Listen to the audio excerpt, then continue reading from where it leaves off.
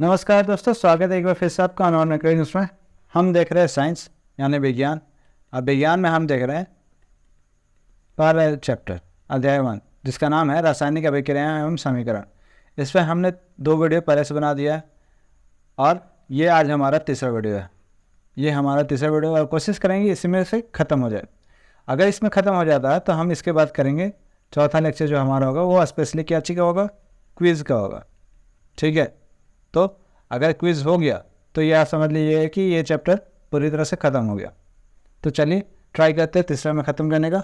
तो तीसरा में हमको देखना है रासायनिक अभिक्रियाओं के प्रकार। तो चलिए वहीं से स्टार्ट करते हैं। तो आज हम देखने जा रहे हैं क्या, रासायनिक अभिक्रियाओं के प्रकार। कितने प्रकार की रासायनिक अभिक्रियाएं होती है। तो पहला चीज़ तो आपको ये पता चल ही गया होगा कि रासायनिक क्रिया करते समय किसी एक तत्व का परमाणु दूसरे परमाणु तत्व में नहीं बदलता है। ये तो पता है। होता क्या है कि किसी भी रासायनिक अभिक्रिया में परमाणु के आपसे आबद्ध टूटने और जुड़ने से क्या होता है, नए पदार्थों का निर्माण होता है। यानी कि एक दूसरे में ना तो जैसे कि कार्बन डाइऑक्साइड है तो वो ऑक्सीजन में नहीं, मतलब कार्बन है तो ऑक्सीजन में नहीं बदलेगा, ना ही ऑक्सीजन नाइट्रोजन में बदलेगा। होता क्या है, होता ये है कि ये दोनों का बॉन्ड कितने का है। ठीक है, ये बॉन्ड के बारे में जो है, जो आबद्ध के बारे में, ये जो आबद्ध है ये हम लोग पढ़ेंगे चैप्टर 3 और 4 में। तो उसमें हम देखेंगे क्या होता है। अभी फिलहाल हमको देखना है प्रकार कि रासायनिक अभिक्रियाओं के प्रकार कितने प्रकार के होते हैं। तो संयोजन अभिक्रिया पहला हमारा है। ठीक है, संयोजन अभिक्रिया में क्या होता है, इसमें यही होगा कि 2 अलग अलग तत्व है जैसे कि CaO और H2O, ये मिल करके क्या बनाएंगे, एक तत्व बनाएंगे। ठीक है, यानी कि इस अभिक्रिया में कैल्शियम ऑक्साइड और जल मिलकर के एकल उत्पाद कैल्शियम हाइड्रोक्साइड बनाते हैं। यानी कि ऐसी अभिक्रिया, यहाँ से लिखिएगा, ये होगी परिभाषा कि ऐसी अभिक्रिया जिसमें 2 या 2 से अधिक अभिकारक मिलकर एकल उत्पाद का निर्माण करते हैं उसे क्या कहते हैं, संयोजन अभिक्रिया कहते हैं। ठीक है, तो पहला क्या हो गया, संयोजन अभिक्रिया। संयोजन अभिक्रिया समझ में आया कि जैसे कि यहाँ पर है एक तत्व, यहाँ पर दूसरा तत्व, और ये दोनों तत्व मिलकर के क्या बनाएंगे, एक यौगिक बनाएंगे। ठीक है, यानी कि 2 या 2 से अधिक अभिकारक। इधर साइड क्या है, एरो के बाएं साइड अभिकारक होता है, आपको पता होगा, ये अभिकारक है। और जो दाहिने साइड आएगा वो हो जाएगा उत्पाद, है ना। क्या हो जाएगा, उत्पाद हो जाएगा, प्रोडक्ट हो जाएगा। आगे देखते हैं। ये तो दूसरा पहला हो गया संयोजन अभिक्रिया। इसी के कुछ उदाहरण है, जैसे कि कार्बन है, ऑक्सीजन है, ये दोनों मिलकर के क्या बनाता है, कार्बन डाइऑक्साइड। ये भी संयोजन हो रहा है, 2 अलग अलग तत्व मिलकर के एक बना रहे हैं। देखिए कुछ में क्या होता है कि ऊष्मा एक्स्ट्रा में निकलता है, ज़्यादा में। ये ऊष्मा क्या है, एनर्जी का प्रतीक है। ठीक है, ऊष्मा या फिर इसको बोलेंगे ऊर्जा। तो ऊर्जा या ऊष्मा एक ही है, घबराइएगा नहीं। ठीक है, उसी तरह से देखिए जल अगर बनाना है तो उसके में भी क्या चाहिए, हाइड्रोजन चाहिए और ऑक्सीजन चाहिए। दोनों मिलकर क्या बनाता है, H2O यानी कि जल बनाता है। तो सरल शब्दों में हम कह सकते हैं कि जब 2 या 2 से अधिक पदार्थ संयोग करके एकल उत्पाद का निर्माण करते हैं तो ऐसी अभिक्रियाओं को ही क्या कहते हैं, संयोजन अभिक्रिया कहते हैं। तो आपको जो परिभाषा अच्छा लगे, दोनों 2 परिभाषा है, दोनों में से कोई भी यूज़ कर लीजिएगा। लेकिन हाँ, याद रखिएगा कि एग्जाम्पल जरूर दीजिएगा। एग्जाम्पल सबसे ज़्यादा क्या होता है, ज़रूरी होता है विज्ञान में, आपको हम पहले ही बताए थे। साथ ही साथ इसमें कुछ चीज़ है, जैसे कि संयोजन अभिक्रिया जब करते हैं तो उसमें क्या होता है कि ऊष्मा भी उत्पन्न होती है। यानी कि ऐसी अभिक्रिया कि जिन अभिक्रियाओं में, यहाँ से लिखिए परिभाषा, कि जिन अभिक्रियाओं में उत्पाद के साथ साथ ऊष्मा भी उत्पन्न होती है उन्हें क्या कहते हैं, ऊष्माक्षेपी रासायनिक अभिक्रिया कहते हैं। ऊष्माक्षेपी, देखिए क्षेपी यहाँ वर्ड है, क्षेपी का मतलब यहाँ पे निकलना है। ठीक है, तो ऊष्मा जब निकलता है तो इसको क्या बोलते हैं, ऊष्माक्षेपी रासायनिक अभिक्रिया। तो ये भी परिभाषा लिखिएगा। देखिए यहाँ पे, अब यहाँ पे क्या हो रहा है कि यह है मीथेन। ठीक है, CH4 मीथेन होता है, और ऑक्सीजन है। मीथेन और ऑक्सीजन मिलकर क्या बना है, कार्बन डाइऑक्साइड। जल, H2O क्या है, जल है, और साथ ही साथ ऊष्मा भी निकल रही है, ऊर्जा भी निकल रही है। तो यही ऊर्जा क्या है, यही ऊर्जा को ऊष्मा भी कह सकते हैं हम। तो ऊष्मा हो, ऊर्जा हो, इसका मतलब यही है कि यहाँ पे क्या हो रहा है, ऊष्मा निकल रही है। तो ऐसे अभिक्रिया को क्या कहेंगे, ऊष्माक्षेपी रासायनिक अभिक्रिया। ठीक है, ऐसे अभिक्रिया को क्या कहेंगे, ऊष्माक्षेपी रासायनिक अभिक्रिया। तो ये ऊष्माक्षेपी रासायनिक अभिक्रिया का ये हो गया परिभाषा। साथ ही साथ एक और है कि यहाँ पे क्वेश्चन है, जिसमें देखिए क्या लिखा हुआ है कि क्या आप जानते हैं कि श्वसन भी एक ऊष्माक्षेपी अभिक्रिया है।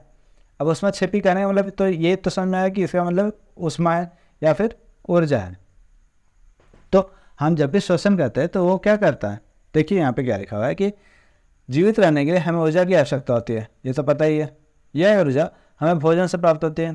पाचन क्रिया के समय खाद्य पदार्थ छोटे छोटे टुकड़ों में टूट जाते हैं, जैसे कि चावल है, आलू है, ब्रेड है, उसमें कार्बोहाइड्रेट होता है। कार्बोहाइड्रेट क्या है, एक तरह का क्या बोलते हैं उसको, तत्व है जो हमारे शरीर को जरूरी होता है। इन कार्बोहाइड्रेट के टूटने से ग्लूकोज प्राप्त होता है। क्या मिलता है हमें, ग्लूकोज मिलता है। ग्लूकोज का फॉर्मूला भी देख लेंगे अभी।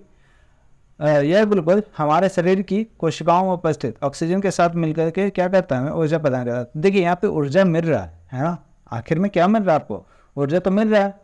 ऊर्जा मिलने का मतलब ही क्या है कि आप ऊष्माक्षेपी अभिक्रिया कर रहे हो, ठीक है। इस अभिक्रिया का विशेष नाम श्वसन है। ये जो क्रिया पूरा हुआ टोटली, इसको हम क्या बोलते हैं, श्वसन कहते हैं। अब श्वसन क्या होता है, श्वसन के बारे में और भी जानकारी जो मिलेगा वो अध्याय 6 में मिलेगा, यानी कि बायोलॉजी की क्लास में मिलेगा। अभी आपको यहाँ पे ये देखना है कि केमिस्ट्री में कैसे यूज़ हो रहा है। तो ये जो फार्मूला है C6H12O6, ये क्या है, ये है ग्लूकोज। ये क्या है, ये है ग्लूकोज, ठीक है, C6H12O6, और ये है ऑक्सीजन, ठीक है। तो ग्लूकोज और ऑक्सीजन मिल करके मतलब क्या करता है, ये फिर ये बनाता है कार्बन डाइऑक्साइड और जल, और साथ ही साथ क्या निकलता है, ऊर्जा, ठीक है। यानी कि ये दोनों मिल करके कंबाइन करके कार्बन डाइऑक्साइड जो हम सांस छोड़ते टाइम बाहर निकालते हैं, फिर पानी, जल, और ये क्या बना, ऊर्जा, एनर्जी।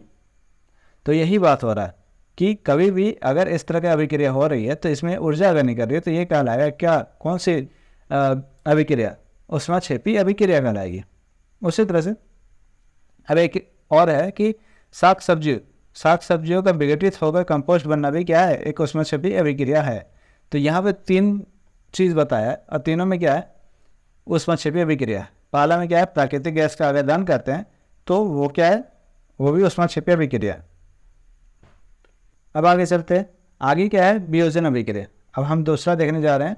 दूसरा क्या है, वियोजन अभिक्रिया। इससे पहले हमने देखा था संयोजन, अब हम देख रहे हैं वियोजन। पहले था कंपोजिशन, अब है डिकम्पोजिशन, ठीक है। अब देखिए यहाँ पे क्या होता है, नाम से पता चला वियोजन है यानी अलग करेगा, तोड़ेगा। तो यहाँ पे देखिए एक तत्व है, क्या नाम है, फेरस सल्फेट, ठीक है। अब ये फेरस सल्फेट क्या दिख रहा है, एक ही तत्व है, यानी कि इसमें क्या है, अभिकारक एक है, और टूटने के बाद ये क्या हो गया, कई सारा हो गया, है ना। ये क्या है, ये टोटली तीनों के तीनों क्या है, ये तीनों के तीनों उत्पाद हैं। यानी कि एक अभिकारक टूट करके कई उत्पाद में जब बदल जाता है तो इसको बोलते हैं वियोजन अभिक्रिया। देखिए यहाँ पे लिखा है कि ऐसी अभिक्रिया, इसको यहाँ से लिखिएगा, ऐसी अभिक्रिया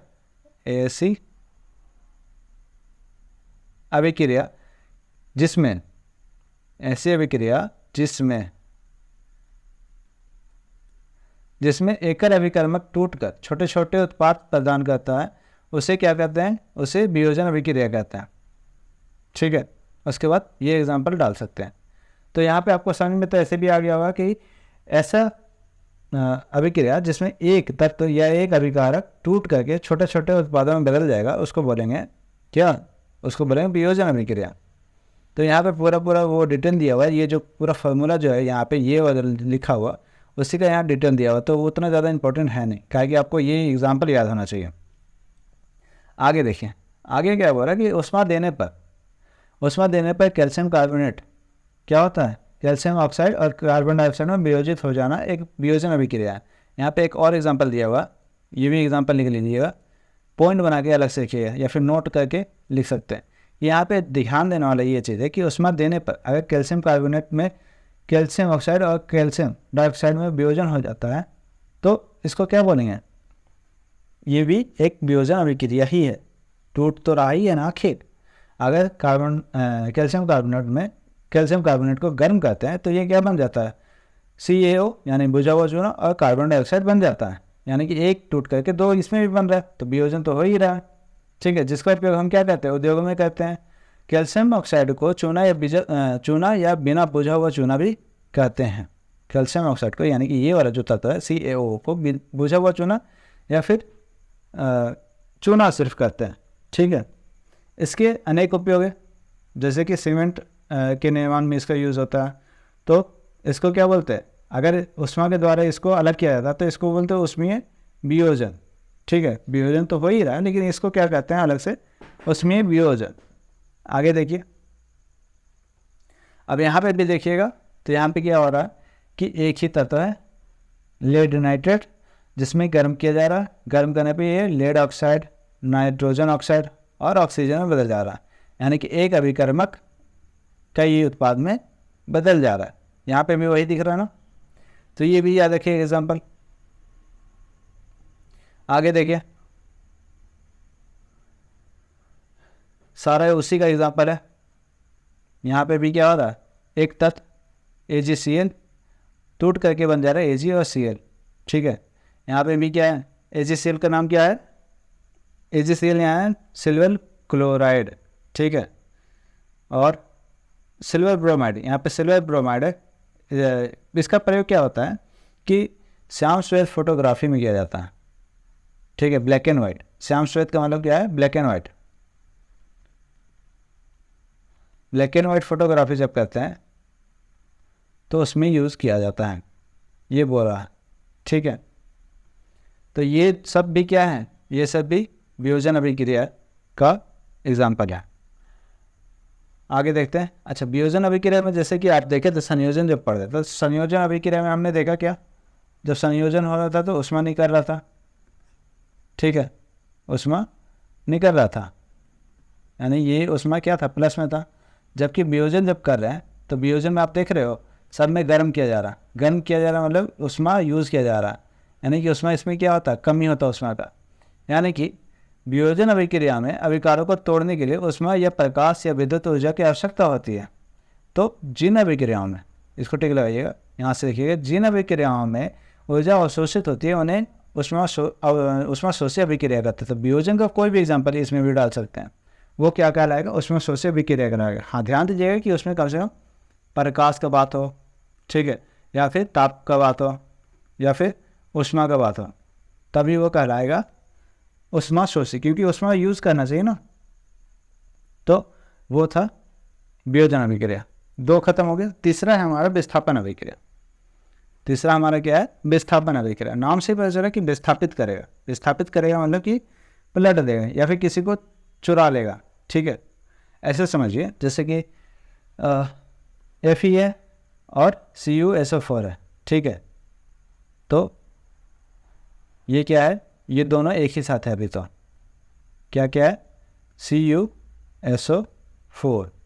अब यहाँ पे देखिए कि FeSO4 हो गया है और Cu अकेला हो गया, यानी कि यहाँ का जो SO4 है, ये SO4 ये कहाँ चला गया, Fe के पास चला गया। और Fe के पास क्यों चला गया, तो इसका सिंपल सा रीज़न है कि आपको हम याद कराए थे एक रिएक्टिविटी सीरीज। ठीक है, यानी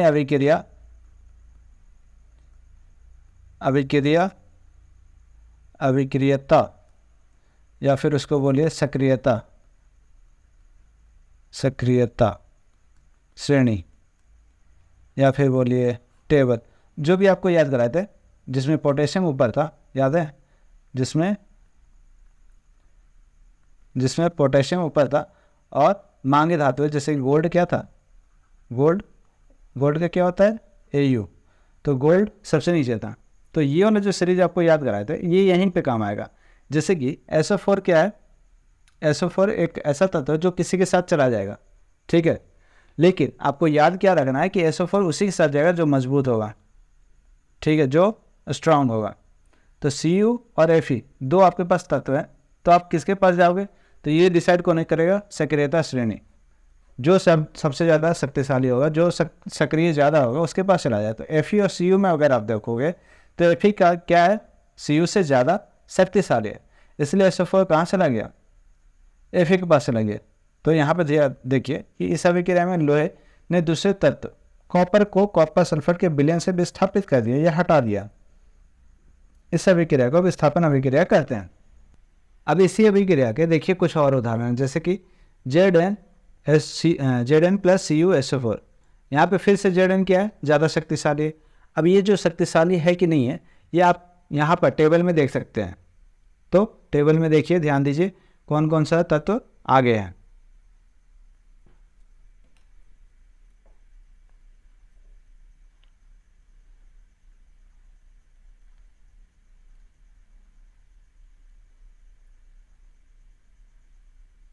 तो यहाँ पे आपने देखा कि Zn शक्तिशाली है Cu से, आपने उसको भी देख ही लिया होगा कि Cu से ज़्यादा शक्तिशाली Fe है ना। अब वापस से ध्यान दीजिए, याद कीजिए, आपके पास जो टेबल है आपने कॉपी में बनाया है कि नहीं बनाया, पहले बताइए।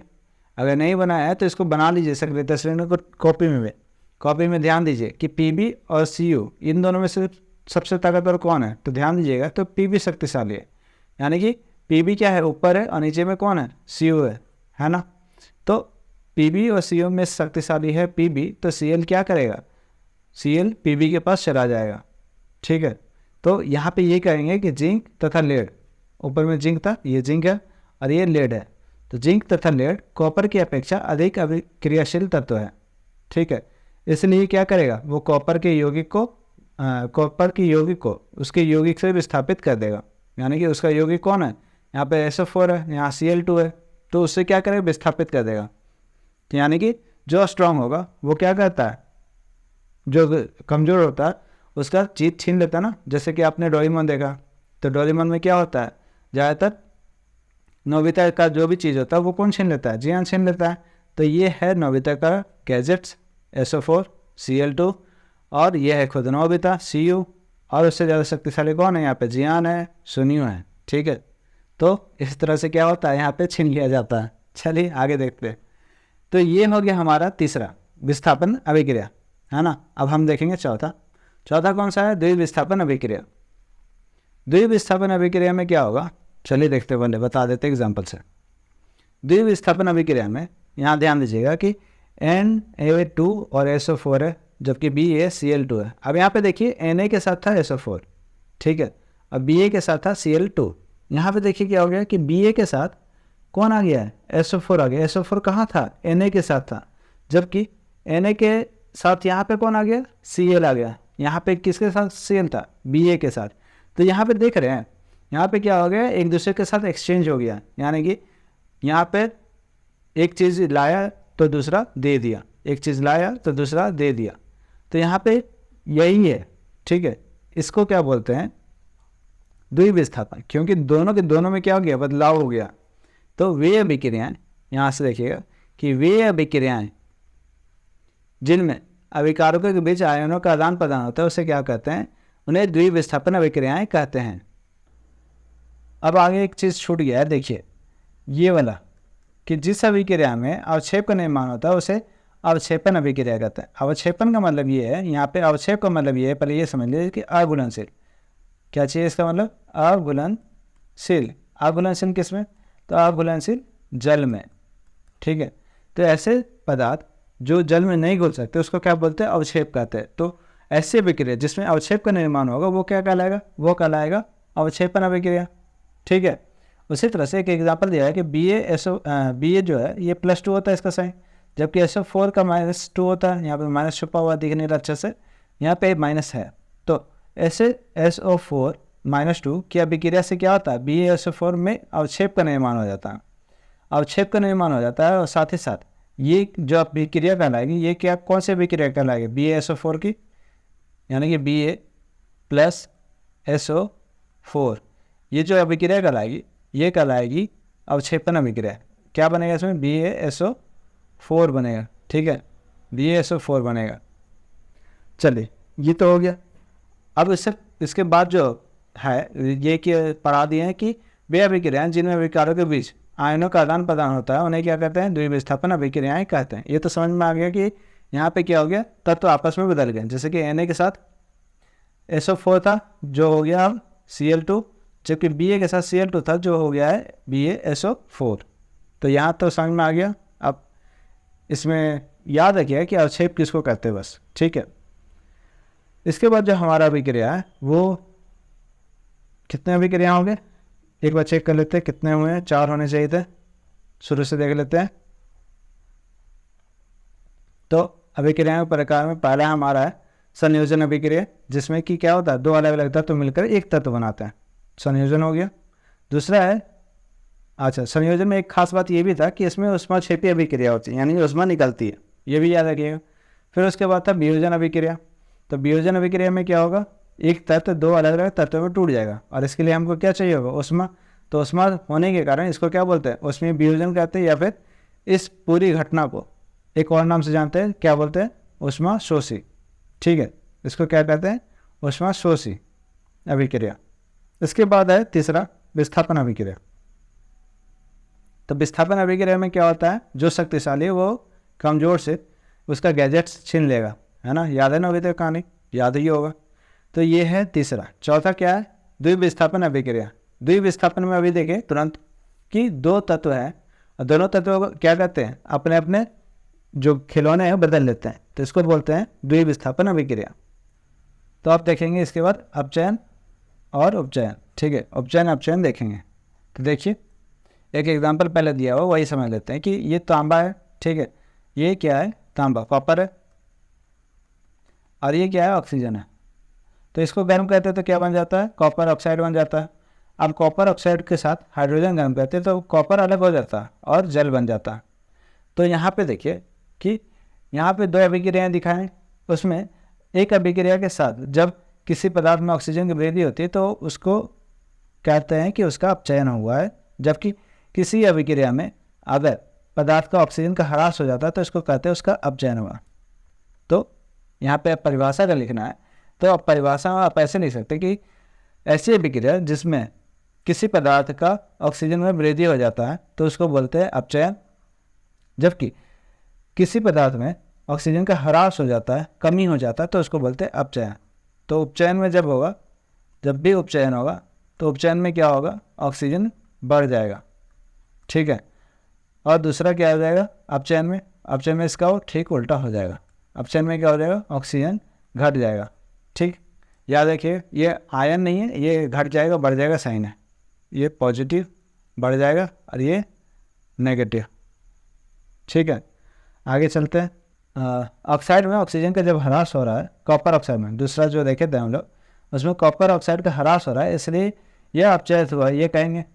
जब देखिए यहाँ पे जो दूसरा एग्जांपल है इसमें देख रहे हैं, इसमें क्या हो रहा है, यहाँ जो ऑक्सीजन है ये ऑक्सीजन टूट रहा है, यानी कि ये जो है पदार्थ इसमें क्या हो रहा है, ये CO हो गया ना, O तो कम हो गया, यानी कि यहाँ टूट गया, और यहाँ पे हाइड्रोजन जो है वो क्या हो जाएगा, बढ़ रहा है।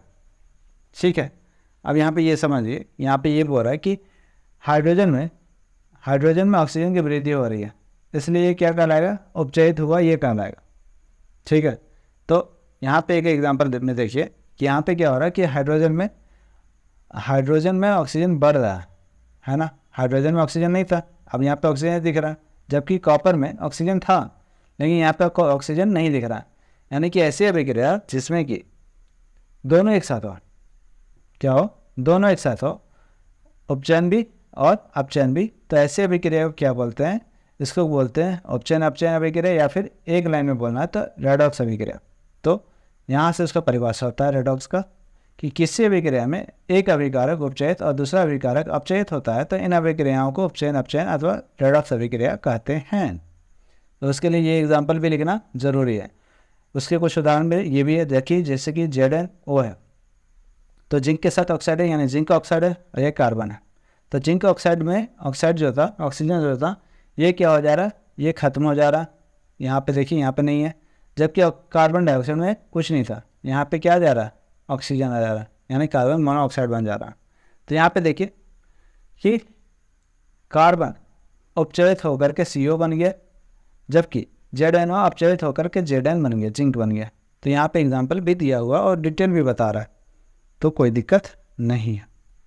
अब यहाँ पे एक बार देखिएगा, यहाँ पे लिखा हुआ है कि यदि किसी अभिक्रिया में पदार्थ का उपचयन होता है तब होता है, मतलब उपचयन तब कहते हैं जब उसमें या तो ऑक्सीजन की वृद्धि हो जाए या फिर हाइड्रोजन का ह्रास हो जाए। ठीक है, ये भी याद रखिए, केवल ऑक्सीजन की बात नहीं कर रहा, अब यहाँ पे एक और लाइन जोड़ दिया, हाइड्रोजन का ह्रास हो जाए, यानी कि उपचयन तब कहलाता है या तो जब ऑक्सीजन क्या हो जाए, बढ़ जाए, पॉजिटिव हो जाए, या फिर हाइड्रोजन क्या हो जाए, नेगेटिव हो जाए, यानी घट जाए। ठीक है, ये हो गया क्या चीज़ का, उपचयन का। तो अपचयन का ठीक उल्टा होगा ना। अपचयन में क्या होगा कि जब ऑक्सीजन का कमी हो जाए या फिर हाइड्रोजन बढ़ जाए, तो दोनों केस में क्या हो जाएगा, वो कहलाएगा अपचयन। ऐसे ऐसे बहुत सारे एग्जांपल देखोगे जिसमें हाइड्रोजन क्या होता है, पॉजिटिव हो जाता है, लेकिन ऑक्सीजन के बारे में पता नहीं चल पाता है कि हुआ क्या है। तो याद रखिए अगर हाइड्रोजन पॉजिटिव हो गया यानी बढ़ गया है, तो इसका मतलब ही क्या है कि उसमें अपचयन हो रहा है, यानी कि ऑक्सीजन घट ही रहा होगा कहीं ना कहीं। ठीक है, उसी तरह से अब उपचयन के केस में भी हाइड्रोजन अगर घट रहा है तो इसका मतलब क्या है, उसमें उपचयन हो रहा है। तो ये भी बात याद रखिएगा। अब क्या आपने दैनिक जीवन में उपचयन अभिक्रियाओं के प्रभाव को देखा है? तो उसमें से पहला है संक्षारण। संक्षारण में क्या होता है, मतलब कि जंग लगना। तो लोहे की बनी नई वस्तु चमकीली होती है, लेकिन कुछ समय के बाद वह लालिमा युक्त भूरे रंग की परत चढ़ जाती है।